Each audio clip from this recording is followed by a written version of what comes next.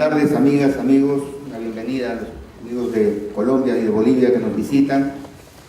Y la verdad que David Curtidor me la puso difícil porque hoy día lo planteó en la mañana en términos de temas que son propiamente de mi profesión, Estado Social de Derecho, bloque de constitucionalidad y tal. Y eso me hizo pensar la verdad. Y es que entre Colombia, Perú y Bolivia son tres carros de alta velocidad. El de Colombia especializado en los procesos legales y en el uso de las categorías jurídicas para conseguir cosas. En Bolivia el vehículo boliviano está especializado en movilización social, procesos sociales para la atención de los problemas que le acogen. Y en el Perú es la experiencia del emprendimiento y de los actores que desde el comercio de la hoja de coca y sus derivados han logrado los mayores éxitos.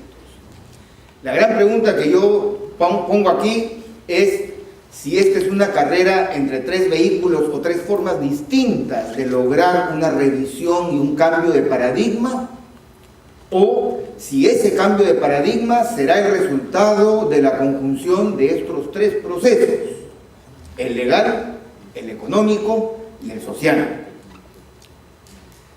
La verdad que para hablar de políticas públicas sobre hoja de coca en el Perú me bastarían 3 minutos, porque no hay políticas públicas en el Perú sobre hoja de coca.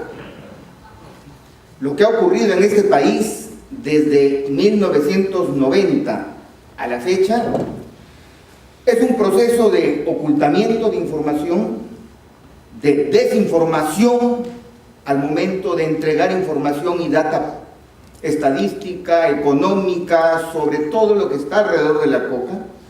Hay procesos muy claros de mentira intencional a la opinión pública del país, direccionado desde el Estado, pero con participación, cuando no complicidad, de medios de comunicación, de algunos colegios profesionales que no han querido comprarse el pleito de la recuperación de la hoja de coca. El punto fundamental, por ejemplo, es la supuesta disminución de la población del Perú que hace uso tradicional de la hoja de coca, para lo cual se tenía como línea de base la primera encuesta nacional del año 2003, y a partir de ahí el señor Fernando Rospigliosi elaboró un informe que señala que esta es un uso en desuso, una costumbre camino a la desaparición. Curiosamente, en diciembre del 2013, DeVida y el Instituto Nacional de Estadística conforman el equipo y los instrumentos para lanzar la segunda encuesta nacional de hoja de coca. Encuesta que por lo demás nunca apareció ni en las páginas web de DeVida, ni en los documentos oficiales de DeVida. En ninguna forma la opinión pública de este país, y por supuesto menos los productores campesinos de hoja de coca ni los usuarios, supieron los resultados. Yo solamente voy a decir que nos sorprenden los resultados que hemos obtenido cuando hemos podido acudir a esa encuesta. Ya mañana Hugo se va a encargar, yo no quiero entrar en detalles, pero realmente sorprendente y echa por tierra la idea de que los usos tradicionales de hoja de coca en el Perú están cayendo en desuso y están reduciéndose. Es totalmente falso y tenemos data para comprobar. El tema de la mentira viene dado por una cosa bien interesante que me permiten, mientras que, y lo digo con toda propiedad porque soy asesor de una comisión parlamentaria que ve la narcopolítica, mientras que el Estado de Derecho en el país está que se pudre por dentro. No hay institución del Estado de Derecho que no tenga problemas severos de falta de transparencia, de casos de corrupción o de mal manejo de recursos asociados a esta lucha contra el narcotráfico.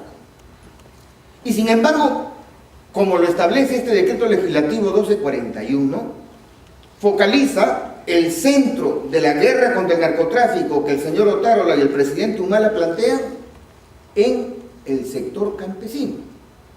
Fíjense ustedes que cuando el ministro Cateriano pide facultades legislativas para enfrentar la inseguridad en el país y el Congreso se las otorga, publican unos 8 decretos legislativos y dentro de esos 8 aparece este decreto legislativo 1241 que tiene un capítulo tercero que, como ya lo ha dicho el compañero de la compa, criminaliza la resiembra y amenaza con...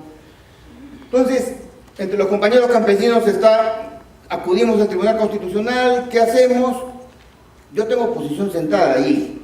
El camino más corto es agarrar una tijera, cortar el capítulo tercero, botarlo a la basura, rearmar el decreto legislativo y que el Congreso haga control parlamentario de ese decreto legislativo. Porque seguir distrayendo la atención de la opinión pública contra los cocaleros, dejando que los grandes narcos sigan sacando la cocaína, es una forma de mentir, de ocultar, de desinformar. La verdad que el Perú en estos últimos 4 años ha sido absolutamente recalcitrante a los procesos de reforma que han habido en América Latina, a nivel municipal, administrativo, sectorial, jurisdiccional, a nivel político, todo lo que ha ocurrido en América Latina, pidiendo, exigiendo que paremos una guerra sin sentido. Perú, el gobierno y su cancillería miraron a otro costado. Tuvo que suceder una llamada del expresidente Ernesto Samper, actual secretario general de Naciones Unidas, y le dijo al presidente Humala: oiga, estás tú más a la derecha que los sectores más reaccionarios del continente. Por favor, da línea a tu cancillería.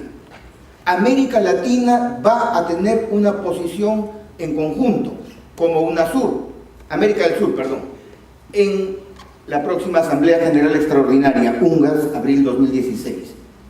¿Y qué dice esta posición sudamericana? Básicamente 4 cosas que son fundamentales y que son aplicables tanto a la oferta como a la demanda de coca, de cocaína y sus derivados industriales modernos, todos.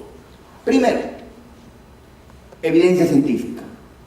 La evidencia científica es algo que desde que conozco a Baldomero Cáceres ha venido exigiendo para plantear la revisión de la condena a la coca. Evidencia científica. Todo lo que hizo la comisión que estudió el tema de la coca en el año 49 careció de evidencia científica. Hoy, 80 años después, hay suficiente evidencia científica no solamente sobre la hoja de coca, sobre otras plantas maestras. Hay suficiente evidencia científica sobre los principios activos de cada una de ellas. Nos hemos quedado con un sistema de tratados absolutamente obsoleto y que, la verdad, vamos a ser realistas, no va a cambiar. No va a cambiar en los próximos meses. Tengo yo la impresión de que como el Titanic, que partió de un puerto inglés en 1912, el prohibicionismo, tal como está establecido en los tratados, partió de un puerto europeo en 1912, y hasta que no se encontró con el iceberg de la evidencia científica y del fracaso de la guerra contra las drogas, recién la comunidad internacional, los países, los presidentes han decidido reformular, observar, analizar. ¿Eso va a llevarnos a cambios en el tratado? Potencialmente no.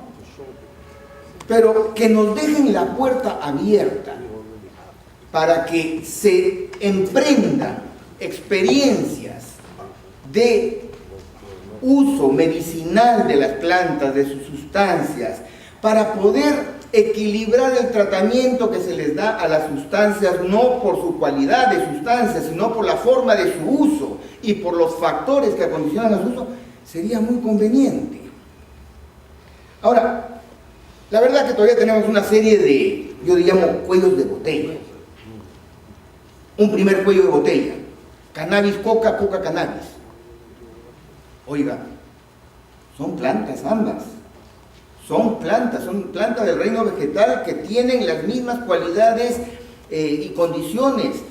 Tienen otros principios, pero debiéramos de pensar, y hacia eso está tendiendo el próximo Foro Mundial de Productores de Plantas Ilícitas a ser llevado a cabo en Ámsterdam en el mes de enero del próximo año, para replantear el esquema que actualmente le entrega a ENACO y a empresas monopólicas el apropiarse de la producción de la hoja desde ese momento hasta el final.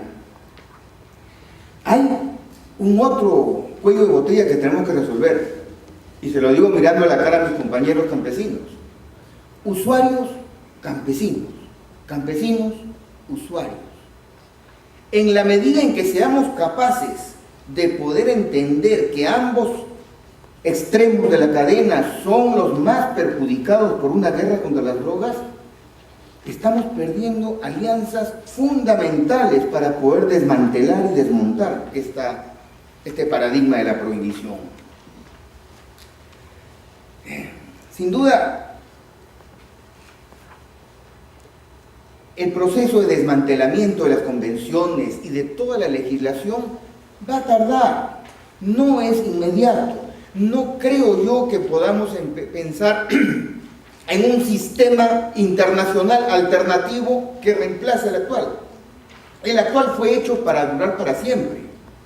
Y seguramente va a ir quedando sin efecto, sin efecto, sin efecto, sin efecto, hasta que lo que predomine son las experiencias concretas de los países. En el momento que Bolivia decida hacer comercio intrarregional con el norte de Argentina y con el suroeste del Perú, sobre la hoja de coca, no va a pasar. De hecho, es así como han actuado los estados de la Unión, que hoy aceptan el uso médico y el uso recreacional del cannabis. En definitiva, vuelvo al Perú y se mencionó la última acción avesada de alguien por defender la hoja de coca a nivel institucional. 2005, 2006 y 2008, gobierno regional de Cusco, gobierno regional de Puno y gobierno regional de Huánuco, diciendo que el monopolio de Enaco no iba y que había necesidad de que los gobiernos regionales asumieran un rol en el control. En 120 páginas el Tribunal Constitucional repitió el esquema reconociendo una serie de cuestiones favorables a la hoja de coca, su historia, su vinculación cultural, sus potencialidades médicas, lo dijo todo, pero falló diciendo de que por ser un tema propio de los tratados internacionales correspondía al Estado limeño nacional decidir y que los gobiernos regionales no tenían competencia. Pero si algo dijo el Tribunal Constitucional es ordenaba al Congreso de la República a que legislara sobre el tema. Y de hecho, desde esa fecha hasta ahora, han habido más de 5 proyectos de ley.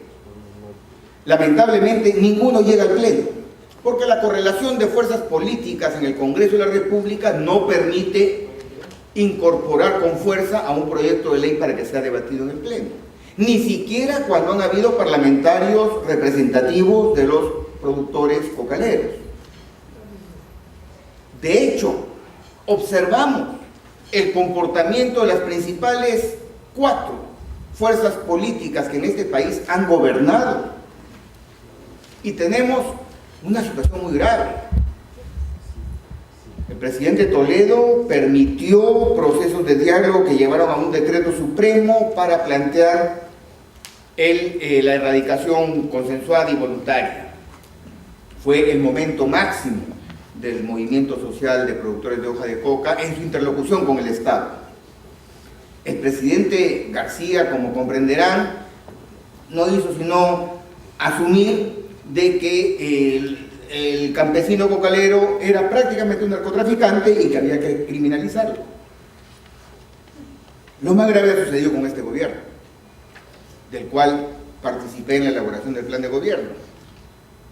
Y asumimos ya todos qué cosa es lo que ocurrió en el proceso. Entonces, el dilema es cómo estos temas que son de carácter científico, son de carácter social, son de carácter económico, tienen un componente político que no podemos obviar. No podemos obviar. Y ese componente político pasa por incorporar la discusión sobre hoja de coca sobre el resto de plantas maestras. pasa por incorporar la discusión de la hoja de coca en relación a los usuarios de hoja de coca, pero también de pasta base de cocaína y clorhidrato de cocaína y de cannabis, porque somos parte de un mismo problema.